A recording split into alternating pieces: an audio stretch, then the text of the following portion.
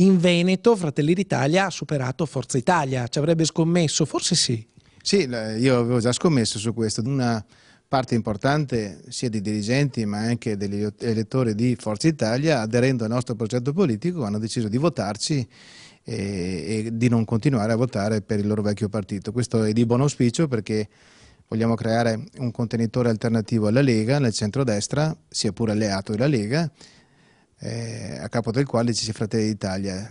Ci stiamo muovendo con determinazione e siamo sicuri che ben presto riusciremo a realizzare questo importante progetto per l'Italia e per gli italiani. Vogliamo adesso vedere cosa farà Salvini e la Lega, se vorrà staccare la spina a questo governo innaturale oppure se vorrà continuare in questa operetta che li vede litigare di giorno per poi andare a concordare altre iniziative di notte. Noi ci auguriamo che capisca Salvini l'indispensabilità di far uscire il nostro paese dalle sabbie mobili dove l'hanno portato e fare in modo da dare a questo paese un governo di centrodestra che possa rilanciare l'Italia, che possa investire nelle imprese, che possa dare risposte alle famiglie e a coloro che hanno bisogno di lavoro.